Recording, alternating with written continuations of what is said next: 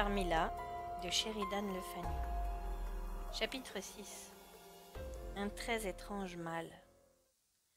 Nous passâmes au salon où nous nous assîmes à table pour prendre notre café et notre chocolat habituels.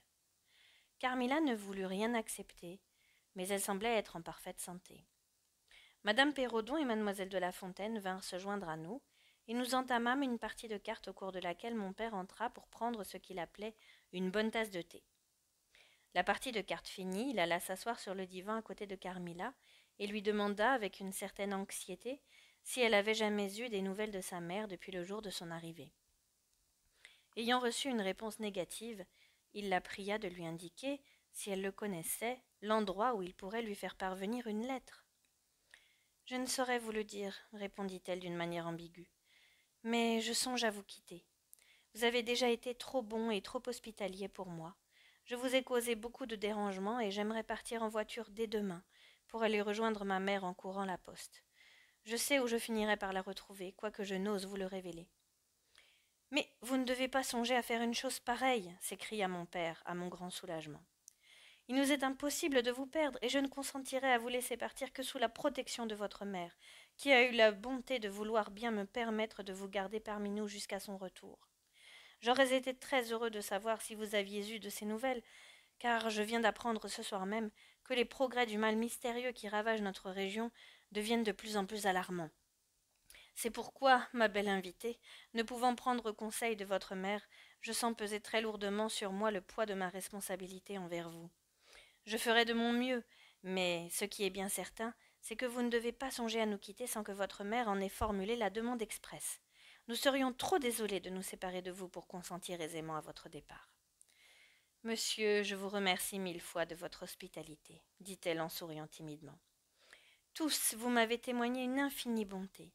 J'ai rarement été aussi heureuse au cours de ma vie que dans votre beau château, sous votre garde, en compagnie de votre fille, que j'aime tendrement. » Ravi de ce petit discours, mon père, tout souriant, lui baisa la main avec cette galanterie surannée qui lui était propre.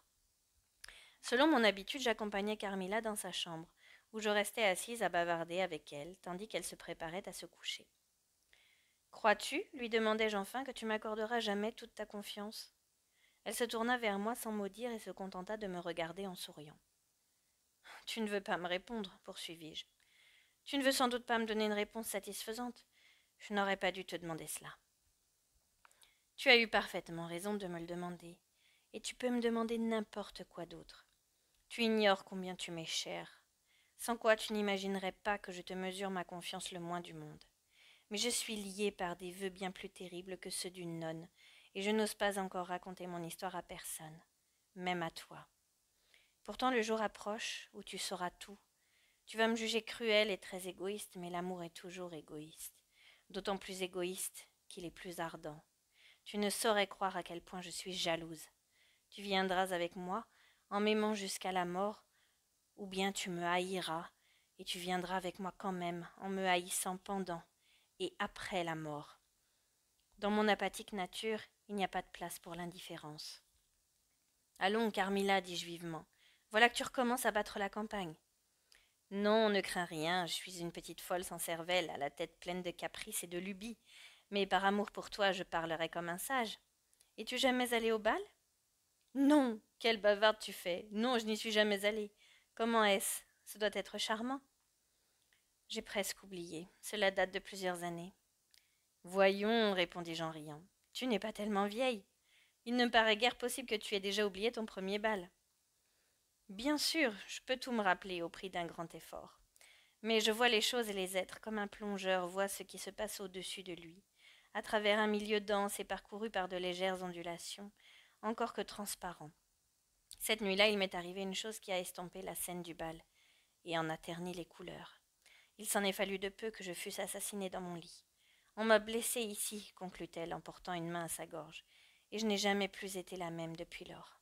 « As-tu été près de mourir ? » ?»« Oui, très près.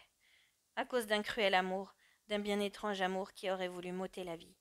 L'amour exige des sacrifices, et il n'est pas de sacrifice sans effusion de sang. À présent, il nous faut dormir. Je me sens très lasse.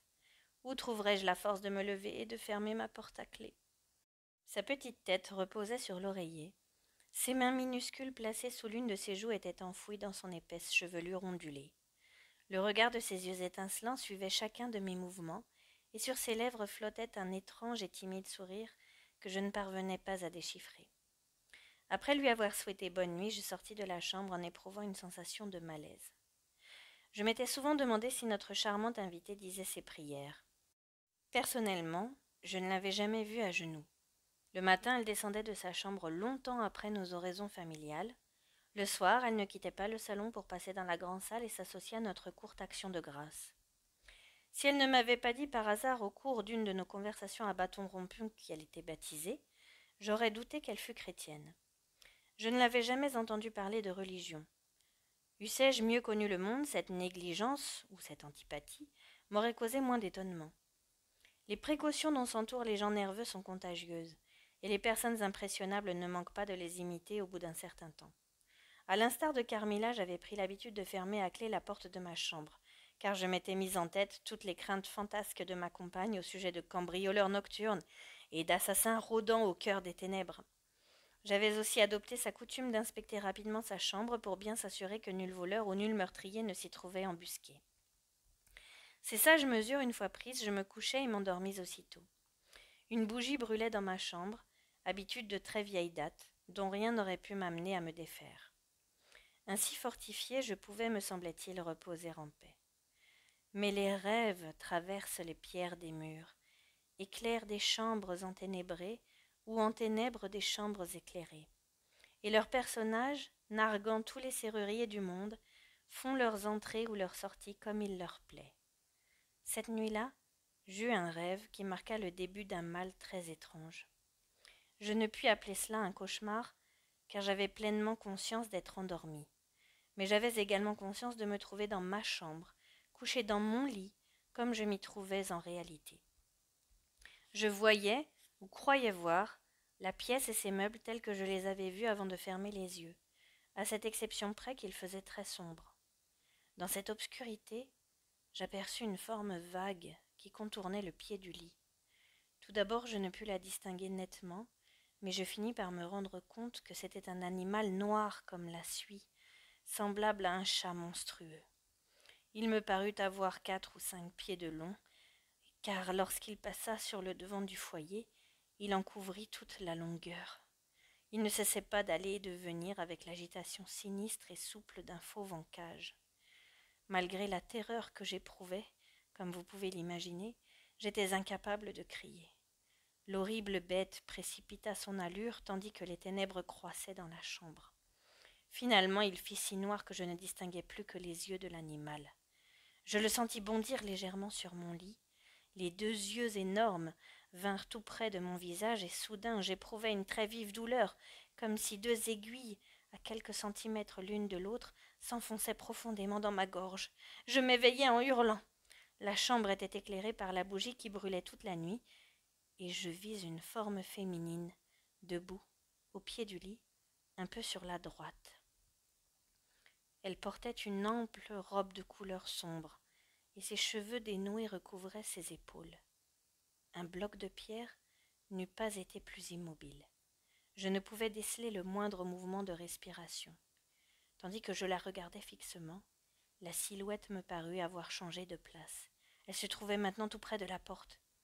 Bientôt elle fut tout contre. La porte s'ouvrit, l'apparition disparut. Enfin soulagée, je redevins capable de respirer et de bouger. D'abord, l'idée me vint que j'avais oublié de tourner la clé dans la serrure et que Carmilla en avait profité pour me jouer un mauvais tour. Je me précipitai vers la porte et la trouvai fermée de l'intérieur, comme d'habitude. Au comble de l'horreur, je n'eus pas le courage de l'ouvrir. Je me précipitai dans mon lit, me cachai la tête sous les couvertures et demeurai ainsi, plus morte que vive, jusqu'au matin. Fin du chapitre 6.